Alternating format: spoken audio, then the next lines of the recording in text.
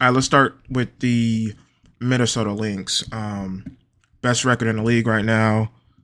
Starting off real hot. I mean, Nafisa Collier has really taken a step. I mean, she was already one of the best players in the league last year, but her uptick in volume, her points per game are up, her efficiency is up. I mean, she's really leading that team. They're a well-oiled machine. I mean, coming off a finals loss last year, they look very hungry, and Fee looks like she wants to get that MVP. So not really much to say about them. They look really good. I will say this about them adding Jessica Shepard. So they got, I guess they let Dorka walk and before the season, and they added Jessica Shepard. Jessica Shepard is a really good player. Uh, played overseas last year, but kind of been in and out of the league. She's really good for them, giving them like 12 to 15 minutes off the bench. Glass cleaner, can rebound, can finish, and they could get really scary with some of the lineups they can go to with Shepard, Fee, and Elena Smith. They're really big, so I mean, Lynx are going to be there in the end. I mean, they're a really good team. Everybody kind of expected this, but I'm not sure if people expected. I'm not sure if people expected Nafisa Collier to be head and shoulders leading the MVP race at this point, but Lynx are really good. I will say this about the New York Liberty. Obviously, they're really good. I think they're sitting at, let me check here. They're sitting at 9-1. Just took their first loss to the Fever the other night. But again, another title contending team.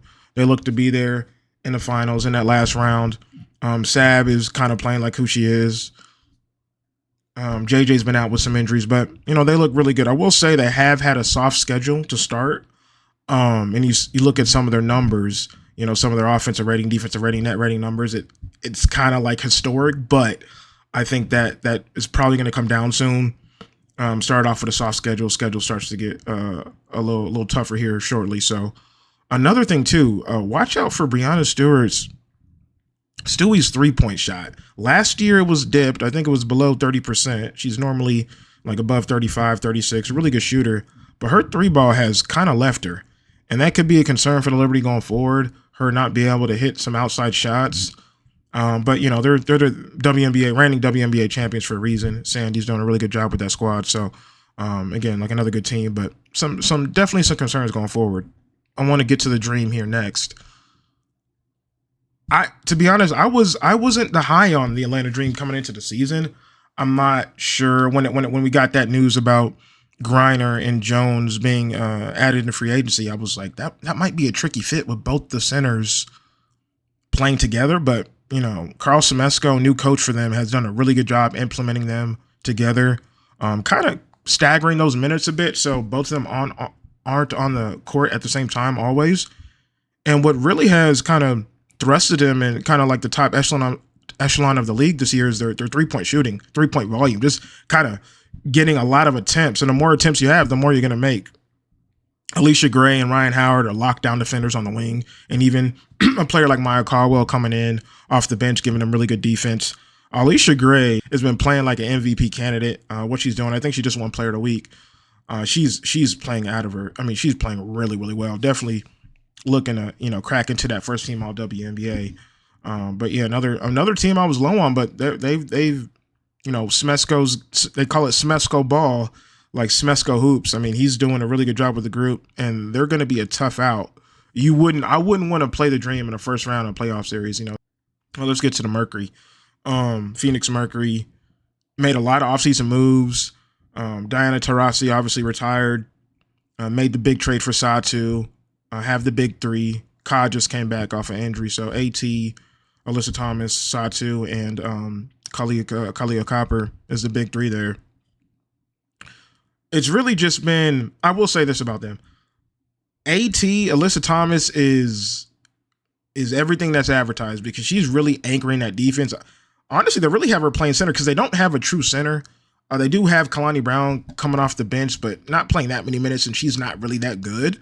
But, they go out with these lineups with AT at the 5 or Satu at the 5, whoever's at the 5, and they kind of just been getting it done. Nate Tibbetts is a really good coach, probably in contention for Coach of the Year.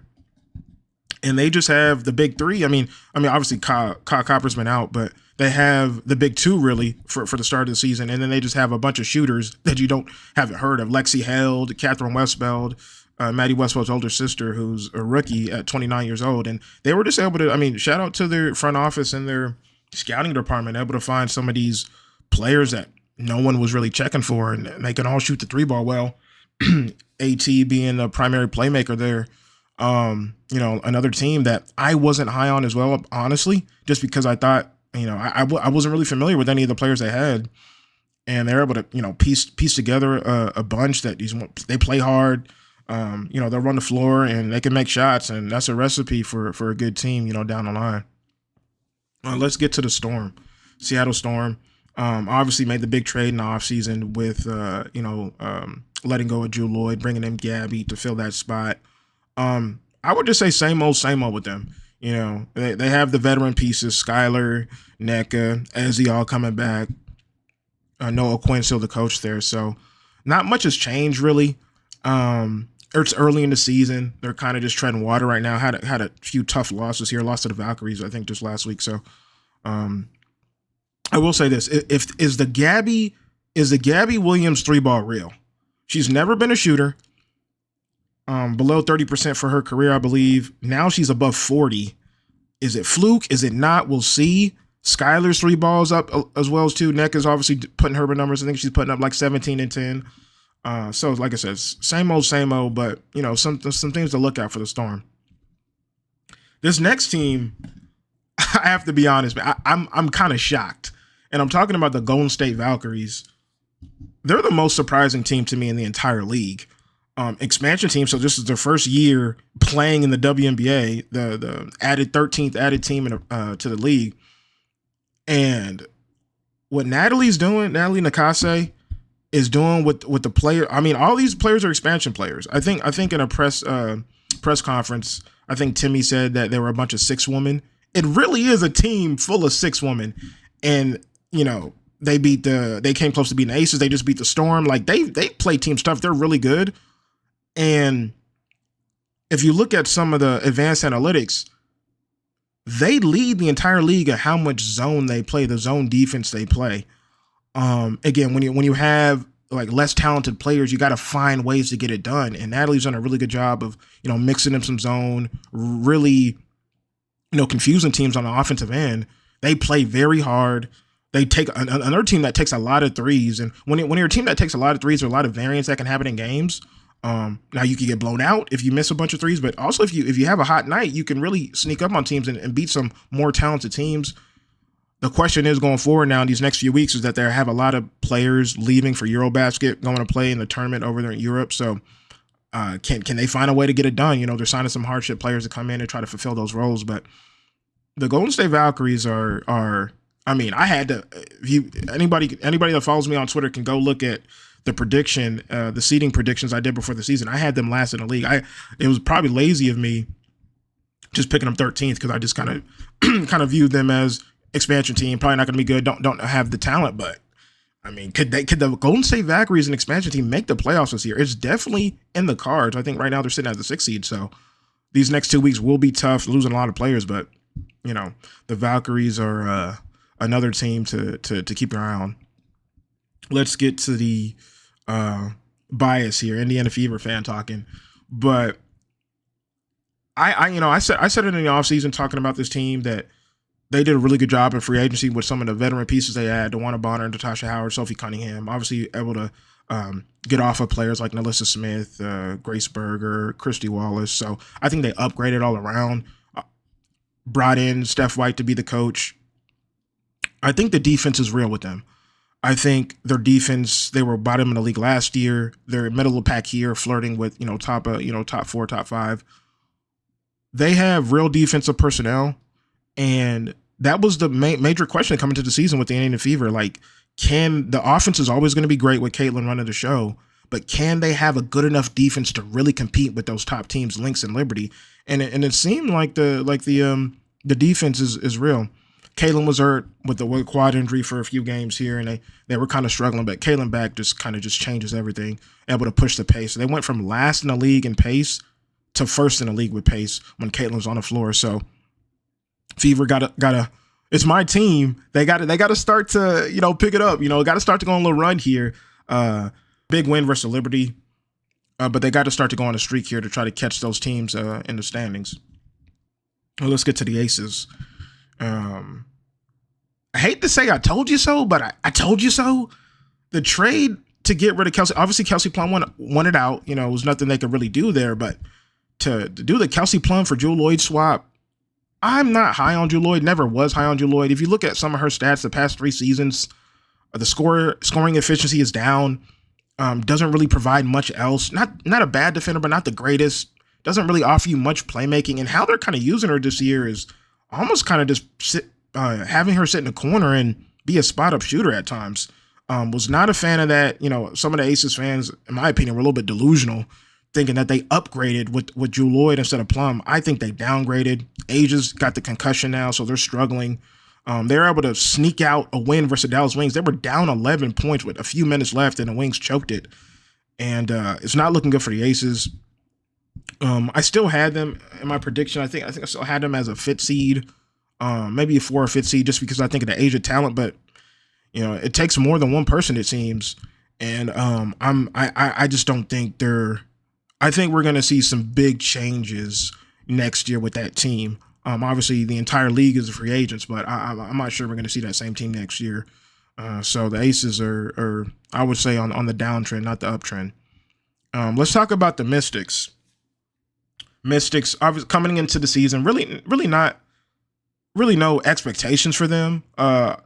Drafted 3 rookies in the first round. Amor, unfortunately, went down with the ACL injury, but Kiki Iriafen and Sonia Citron has really shown me something.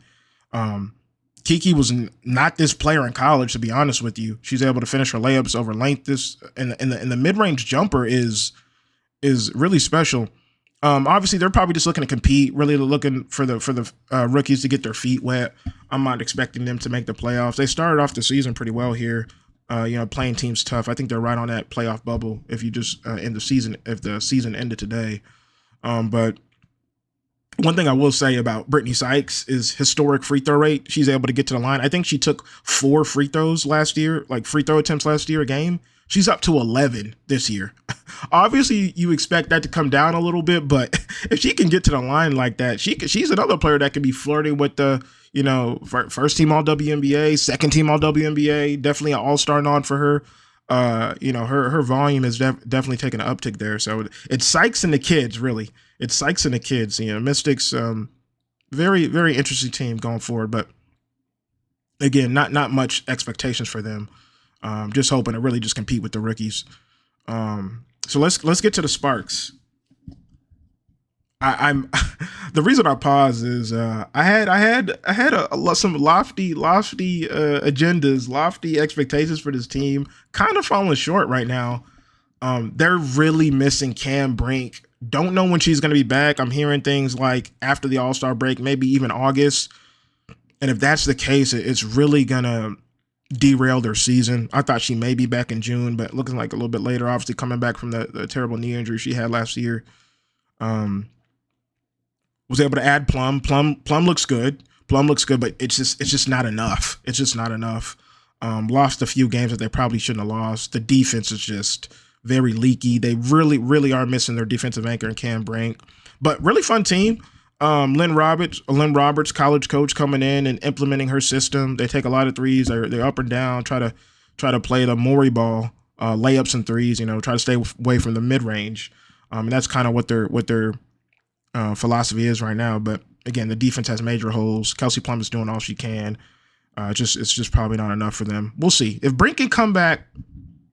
If Brink can come back and give them some quality minutes, maybe they can sneak in to the playoffs. We'll see. I'm still holding out hope, about them, making a run here.